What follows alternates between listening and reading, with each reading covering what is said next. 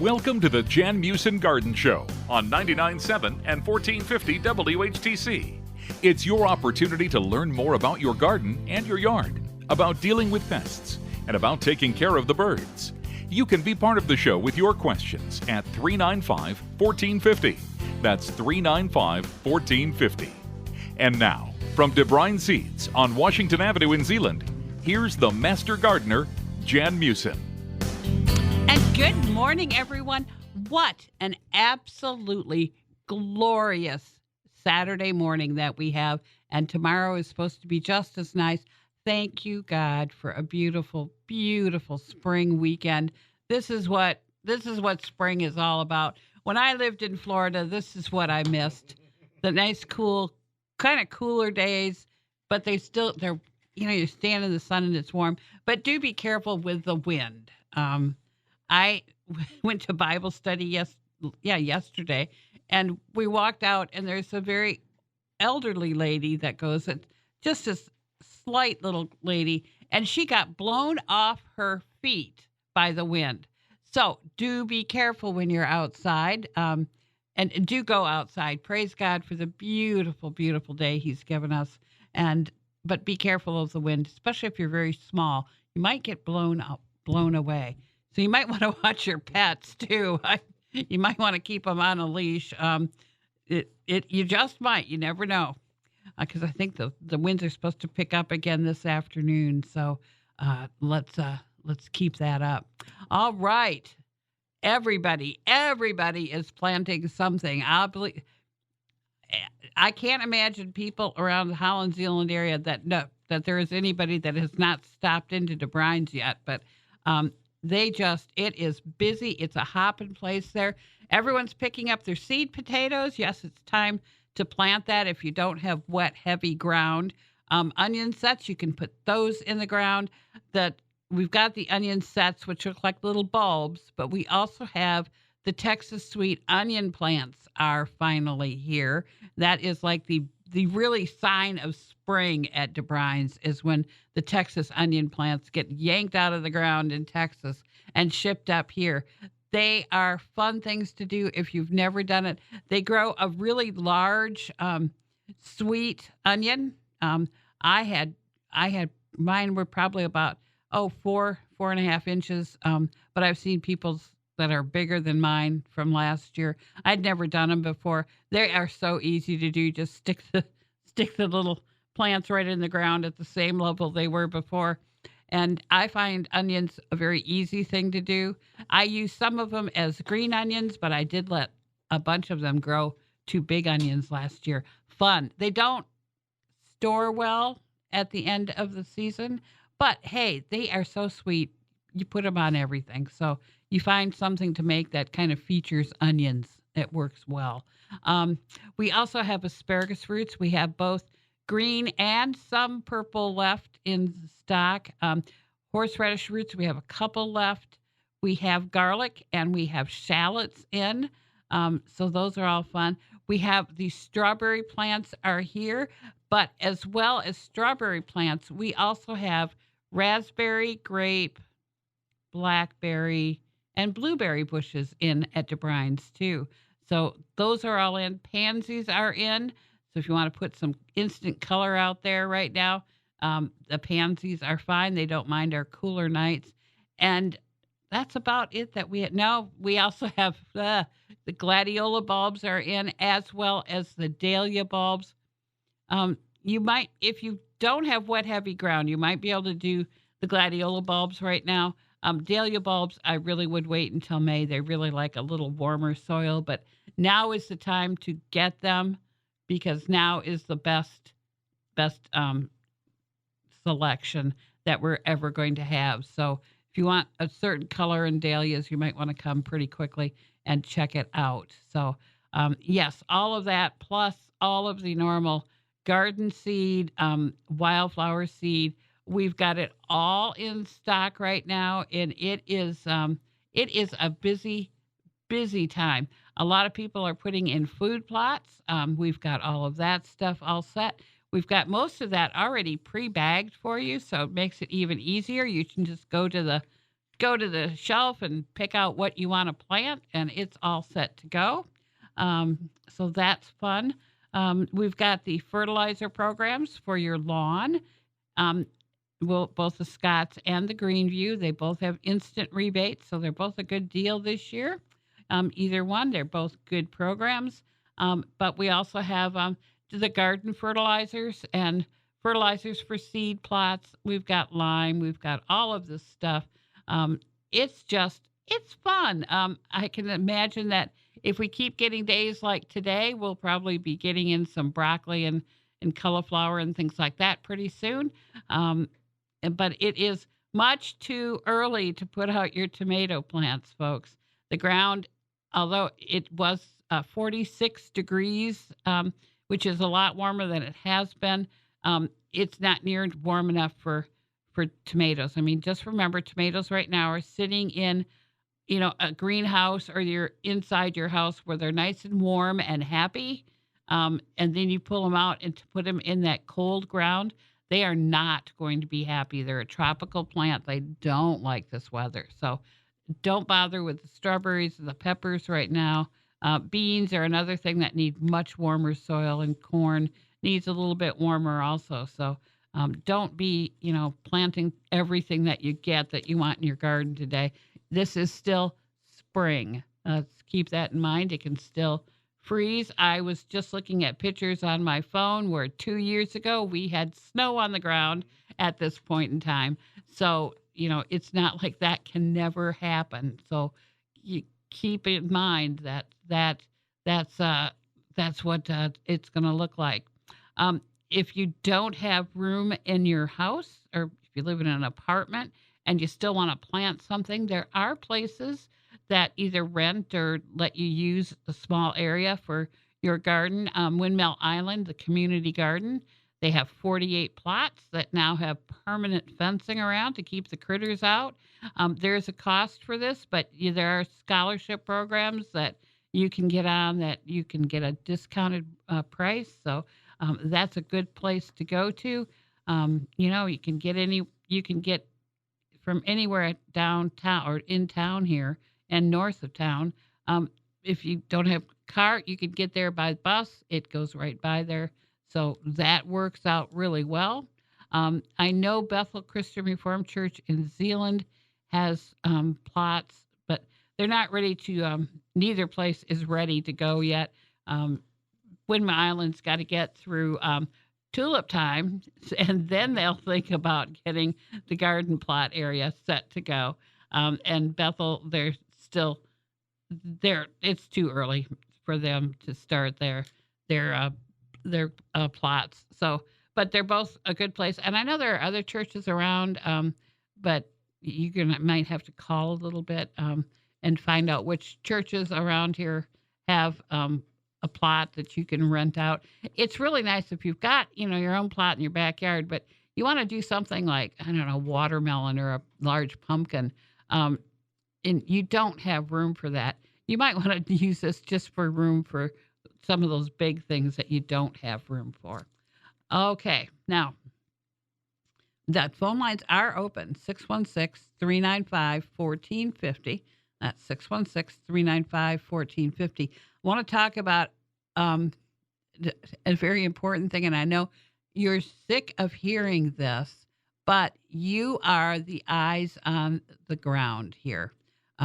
You are the ones that are going to be looking for the invasive insects that are coming in, and there's a couple of them that you really need to know how to identify them, and then who to call. The first one, of course, is the spotted lanternfly.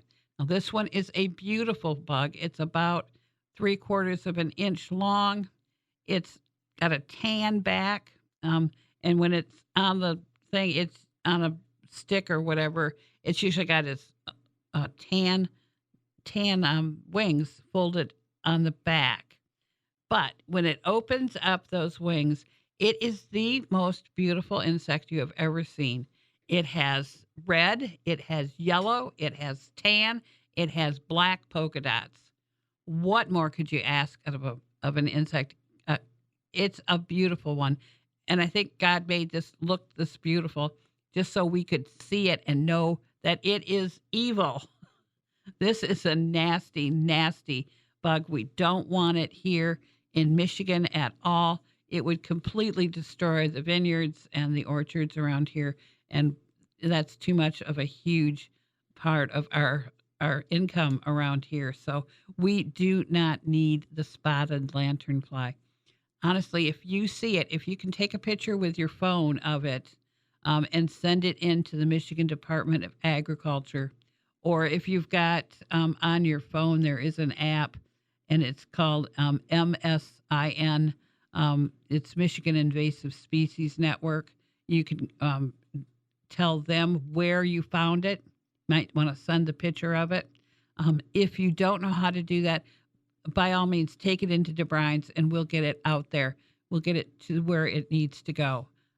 This is very, very important if you do see this. It was spotted in Michigan, but on the other side of the state last year, so we don't want it coming over here.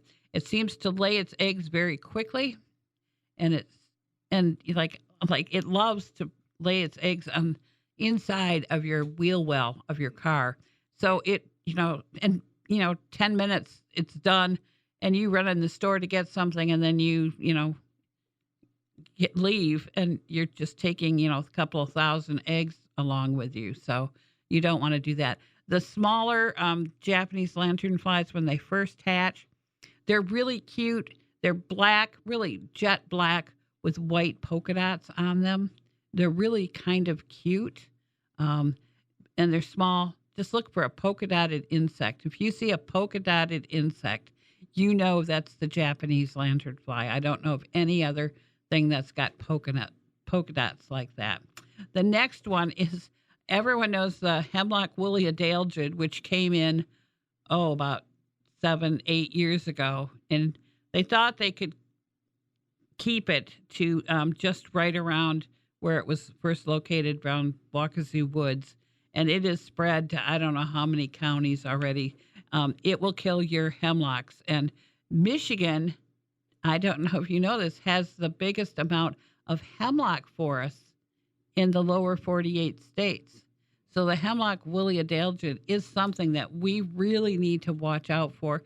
And if you've got them on your property, you need to treat those trees. It's not a hard thing to treat. The bio-advanced tree and shrub takes care of it. You just mix it with water and pour it right around the tree. There is a generic form of that too, so it isn't quite so expensive if you've got some big hemlocks that you have to do, but it needs to be done. You need to kill those. And you usually don't see them until they pretty much spread all over the tree. Don't worry, you can fight this very easily. This one takes care of this one very easily. So make sure you get your hemlocks treated for this. And I've been told I have to quit talking for just a little bit, and we need to stop for a break. So I will be back with the Garden Show after these messages.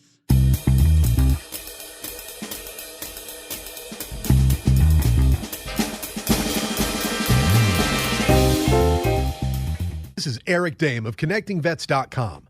Listen to Eye on Veterans every Saturday morning at 6 on 99.7 and 1450 WHTC.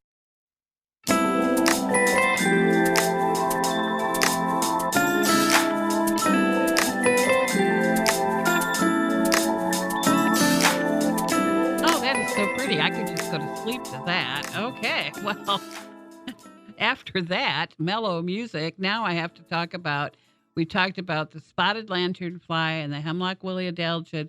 There's now a balsam woolly adelgid, which attacks fir species. So if you've got like a Fraser fir or Douglas fir, one of those in your landscape, or if you recently bought some, it seems to have come in on some nursery stock. So do be careful. It looks exactly like the hemlock woolly adelgid. It's white and fuzzy, and you can look up in the tree. A lot of times these are spread by birds, so they start in the middle of the tree. But take a good look. It's more for Christmas trees, but yeah. And we've got a caller on the line. Good morning, caller. You are on the Garden Show. Yes, I just wanted to. I've been a victim of what's known as oak wilt. Oh, yes. Which is that's one of the things to look out for these days. Yep. It's actually produced or carried, or the disease actually kills the tree by the tree trying to outgrow itself, basically. Yes. Beetle. There's a very tiny beetle that comes in hundreds of thousands of them. I noticed them last year on my house, and I asked people about them, different people, and they had no idea what it was. And it wasn't long after that I lost one of the oak trees, and it's very expensive. You can't once it starts dropping its leaves, you're there's done. There's no cure for it.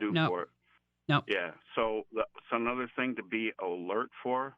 And the only way to stop it from spreading to other trees is because it spreads through the root system. Yes. And after that beetle invades that tree. And then what happens next is you'll have a whole slew of trees that start to lose their leaves, and you'll end up with a dead tree in your yard. Yes, and it happens bark, very quickly. This isn't It something does. that takes 10 years. It happens very quickly. And to take a tree down is very expensive. So It is. keep Let me eye ask you out. a couple other questions if I can. Yeah. I had amaryllis. Is that the Christmas flower? Yes. Mm-hmm. Yeah. I bought a couple of them from you. They're at DeBruyn's this year, and the bulbs, both plants produced 6 huge blossoms. Oh, how blessed you were. Yeah. And so we had just thoroughly enjoyed it. And so we took the plant. We didn't know what to do with the bulb, so we just set the plant in the garage, and because it's cool enough, temperatures out yet, that plant's still green. Oh, yeah, and it will be. How do I keep that for like next year to replant it? Very, very easily. You can keep it in your house right now, too. It'll just send out more leaves, and it'll just keep growing. Just make sure the flower stem is off, and it will just send out leaves. And once it gets warm outside, where we have warm nights that are in like the 50s or whatever, you can bring that outside and just have it as an outside plant. Just keep it watered every once in a while. It's one of those really low maintenance type things. And then in September, you bring it in and you put it in the basement or somewhere where it's cool and dark. And then don't water it for, until 1st of December or so. Then bring it out again. Start watering it, and it will bloom again for you. Nice. Yeah. Our first try at it, we thoroughly enjoyed it. The flowers just unbelievably gorgeous. They are. Last question. Do you ever have people that through DeBruyn's or any place that like to do gardening, and they do it as a service to residents? Oh, I know there's some church groups that will do that sort of thing. I don't know what church groups are out there right now. And if someone's listening that has a church group that wants to do that sort of thing, please get it on What's New Around Holland so people can sign up for something like that. But that would be wonderful if we could connect you with something like that. I'd love to entertain that, especially I have a Airbnb or a short-term rental that has a pretty immaculate backyard, and I've never found a landscape company that doesn't do anything but just come out and spread bark and hope for the best. And it needs some TLC before it. Other than that, it's not handy for me anymore. Yeah. So I'm looking for somebody to give me that kind of help. Can I leave a number with you in case? You're going to have to give me a call at work. That's 616-772-2316. That's through DeBruyn's? Yeah. And I'll just... Okay. I've got it. I just know left there somebody. And got dahlia bulbs, so... Yeah. Anyway, thank you. I enjoy your show, and I just thought I'd caution everybody about this oak wilt, because the danger of it is very, very expensive. Yes, and that was the next thing I was going to talk about. So thank you very much. Oh, you're welcome. Thank you. Thank you. Enjoy your show. Yep, thank you. All right. Phone lines are open, 616-395-1450. 616-395-1450 is the number. And talking about oak wilt, he is very correct. You do not trim your oak trees. You can't do that now until the fall. We don't need the beetles, they're picnic beetles is what they're called. And what they do if, a branch falls off during a storm and there's a little wound on the tree. And those picnic beetles seem to sense that so quickly. And they're on there in the thousands, and you really don't even see them. But if one beetle out of the thousands has been to another tree that's had oak wilt, your tree is going to get oak wilt. So we need to, the second you see any wound on your oak trees, you need to paint over it so they cannot get into the I was going to say the circulatory system, and that's very correct. That's how they get up, and they'll get up and they'll completely kill one side of the tree, and then they'll go to the next side. And there is no cure for it. You do just have to watch out. There's no cutting of your oak trees right now. There's no trimming of your oak trees that's done. You can do that early spring and in the winter, but not now. This is not the time. And as the caller said, once you get it, if you've got a couple of oak trees, just imagine how far out those roots go, and it can spread through the roots to the other oak trees near it. So, and it is expensive to take down a tree. It's extremely expensive. So let's avoid that at all costs. Do not be cutting your oak tree this time of year. I don't care if you hire a professional that says, oh, yeah, I can cut this. It's not a problem. Don't listen to them. There's a lot of people just like him that have had problems with this. So do not cut your tree, trim your oak trees right now. It's so irritating when we can lose these 200-year-old oaks in less than a year to a disease like this. So, and the only way we can prevent it is don't be cutting them. And if you do see a wound on your tree, please cover it, paint it. I don't care. Latex paint works on that too. I mean, don't think you got to, take your time and run out to the store to get something. Whatever you got to paint on there will be fine. We just don't need those little picnic beetles on your tree at all. All right. Well, let's go from that very exciting subject and let's go to the weeds right now that everybody is seeing. And the hairy bittercress is one that everybody is seeing. And it's this little tiny green plant. And then this time of year, it sends up flowers. It could be yellow. They could be white. That's what we see. And we seem to think that this plant has just sprung up. It's been there since last fall. It's just that you're noticing the flowering part right now. Really not a good time of year to try to kill this. It's really not. It's already done its damage. It's already sent out. Those little flowers have little seed pods, and the little seed pods, they can just shoot out of there, and they can go up to 10 feet away. So, one little tiny plant can just spread all over the place. So, what we need to do is in the fall, these are called winter annuals, and they germinate in the fall. They sit all winter long in your yard, just these little tiny small plants. And then in the spring, boop, they send up their seed heads. Garlic mustard is one of them. Chickweed is one. There's henbit, speedwell. There's a lot of them that germinated last fall. Now, when it gets hotter out, these things will disappear because they don't like the hot weather, and they've already done their flowering. They've already sent out their seeds. They've done what they need to do. They're hard to kill because they're small. They're generally pretty small, and they've got very small leaves on them. And it's really hard to get a weed killer down into that little tiny plant. You need to use something with tricloper in it. Would be good, but make sure you spray the leaves. Don't spray the spraying the flowers won't help at all. You need to spray the leaves to kill it. But in the fall, you're going to need to put down some weed preventer. If you've got it in your landscape beds, which I had it in my landscape bed, terrible last year. So last fall, I put preen down. 1st of September, I put preen, and I put a heavy dose of it in all of my landscape beds. And I don't have any of that this year. I've got a couple other weeds that I can just pull out by hand, and it's not a big deal. So I've got my my preen down already. Well, it's time for the news here, and we will be back with the Garden Show after this.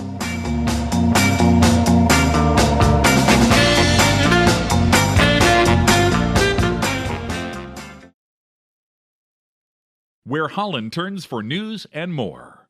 99.7, 1450 WHTC and WHTC.com.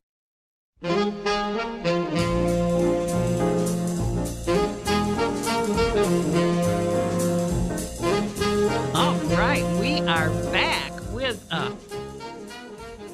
a bang here. All right, so the news this week is, yes, it is time to put down your crabgrass preventer. Yes, yes, yes. You can put it down right now. Soil temperature is 46. It starts to germinate when it's between 60 and 70 degrees. So you've got enough time to get it in the ground. It doesn't need to be watered in, but it's not going to work until it's watered into the ground. So, if you can put it down before a rainfall, that would be perfect. I know we all can't depend on when that's going to be, but I think we've got enough rain coming up this next week, but it certainly won't be tomorrow. It's going to be another lovely day that we can spend outside. So, oh, how lovely. I'm so excited. So I can finally trim the cat. Oh, okay. So we have got a caller on the line. Good morning, caller. You are on the Garden Show. Yes. Just wondering about trimming back hydrangeas. When's the best time? Is it too late at this point? Oh, it depends on what kind of hydrangeas you have. If you have hydrangeas that bloom on this year's canes, then yeah, you can trim it down, not a problem. If you've got some of those little mop head hydrangea, you're going to have to be careful how much you trim on it. You can only go back to like the first set of leaves on it, and there'll probably be a bud there. That you can take it off up to that. Otherwise, you're going to take off this year's buds. If it's too big, too thick, you can, get rid of some of the canes completely. But do be careful with them that you don't cut off all of this year's buds. Very good. Oh, one I have is an oak leaf. That hydrangea. doesn't care. You can trim that now. Trim that now. Yeah. Very good. Thank you. Yep, you're welcome. I love oak leaf hydrangeas. They're not hard to do. So, yes. And if it gets warm tomorrow, I think I'm going to be... My cat, I have a long-haired cat that, he just does not take good care of himself. So I trim him down. So it's time for the spring trimming on a nice Saturday, Sunday. All right, you are on the Garden Show, caller. Good morning. Morning. I've got an area where water runs into, I guess you'd call it a retention pond. Okay. But it drains out right away when it comes in or runs down into another basin. I've been trying to grow grass in there, and I've tried sod. It's taken in part of it, but now I'm back to, I got bare spots. Oh. Do you know what type of sod you've used? Wherever the sod on Lakewood Boulevard, I don't know what it is. Okay. I was thinking... By the Waverly. I bought it from them. Yeah, some I don't know brands... if it's Sun and Shade or what it was. Yeah, usually the fescues are going to be a little more tolerant of that water on it. Just for a little bit. Those are the ones that are usually more tolerant. Bluegrass can only be submerged up to a certain point on the leaf blades, and then it says, "Nope, I'm going to give up." So you might want to think about putting in something that's a little higher in the fescues, and you might have a little better luck there.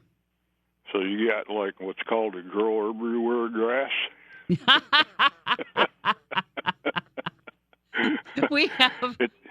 We have our wear and tear, which might work there, or you could probably just put in maybe some straight turf gem fescue in there also. Might be. Yeah, it's got a certain amount of shade, and it's got 2 maple trees in there. Well, the fescues are also going to be the ones that are a little more shade tolerant, so I think that might be the way to go.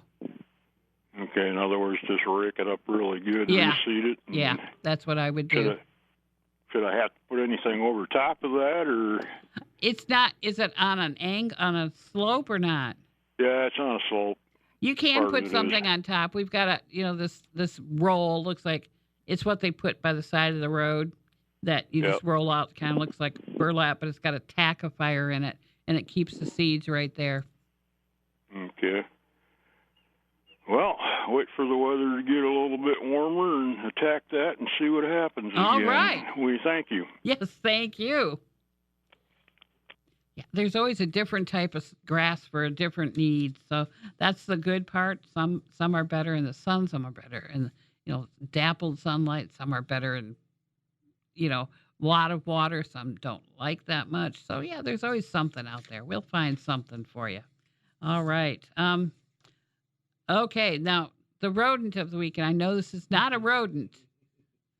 It's going to be a very big rodent. It's going to be Bambi. Those deer are out there in absolute force right now. We had one guy that came in that had 40 deer in his backyard. So he came to get something to prevent them from eating all of his landscaped material. So yes, you might want to get out there because the deer are looking for something to eat, folks, whether it be just the new little buds that are on your trees or tree bark. They don't care this time of year. They'll eat everything. We do have a new, animal repellent called Everguard out there. That might be something you might want to try. It's always good to switch up your repellents that you use. So if you've always used liquid fence or something, you might want to try the Everguard just for something different. After a year, you might want to try something else. But the Everguard, I wouldn't go near it after it's been sprayed. It's pretty bad. So you might want to try that this year. And we've got a caller on the line. Good morning, caller. You're on the Garden Show. Hi. I have a question. I'm starting a raised garden. Yes. And is it okay right now to start putting soil in and maybe some plants too? Yes, I have got mine started, and I have some peas in mine already. So, yes, it is good to go. Make sure you get a soil that is meant for a container garden. That usually works a lot better than just regular potting soil. Regular potting soil has a tendency to soak up too much water and get too wet, and then the roots rot. So we don't want something that drains well in our container gardens. But yes, get out there. This weekend is a perfect weekend to do that. Oh, all right, then. Thank you. Yes, you're welcome. Bye-bye. Bye-bye. Well, what can you plant now? And you can plant. Now, if you've got really wet, heavy soil, this is not the time to plant. You got to wait until that dries up. But, okay, now it's time to take it. And we will do this after these messages.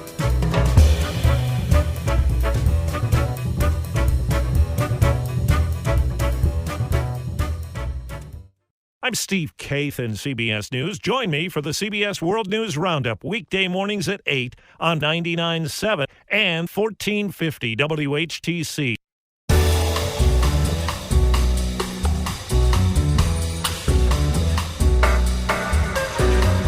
And wow, I'm awake now. Don't worry, I'm awake. We were going to talk about what we can plant now before we were so rudely interrupted. But we can put in our peas now, seed potatoes, onion sets, asparagus roots, horseradish, garlic, spinach, lettuce, and other greens. They can all be put in the soil right now. The pansies, the strawberries can go in. You can put in like your raspberry bushes, things like that. That can go in. Also, snapdragons can go in. They can tolerate the colder weather. So just remember that it's too early for seed potatoes. It's too early for tomato plants and pepper plants to go outside. But, there's a lot of things that you can bring outside. And, patience, it will come time to put in beans, etc. You got plenty of time. No putting in squash or pickles or anything like that right now, or pumpkins. Pumpkins go in May to June, so don't do that right now. I don't want you to do that right now. All right, moss in the lawn. A lot of people are complaining about that. There is a product called Moss X by Scott's that you put down with the spreader. It will kill the moss. It does a great job killing moss. It's also got some fertilizer in it. But, you can kill the moss, rake it all out. But unless you change the conditions where it's growing, it will just come right back. So you need to either, moss grows where it's shady, where the soil doesn't have very good fertility. So if you can change those, get some more sunlight on that area, put some better soil down there, make it a place where the grass actually wants to grow, and it will grow. And the moss is an opportunistic plant. It just grows where it gets a space. So if you can get some grass to grow there, it'll crowd out all the moss. So we need to change it. We need to get more sunlight in. If it's got too many trees, cut some branches and get some dappled sunlight down there. It'll be a lot better. You won't have the moss problems that you had before. If you can't, get more sunlight on there, you might want to think about putting something down that enjoys the shade. Otherwise, you're just going to be battling moss all the time. So, if you put down, there's a lot of ground covers. That's what I want to say. Ground covers that will work in that sort of situation.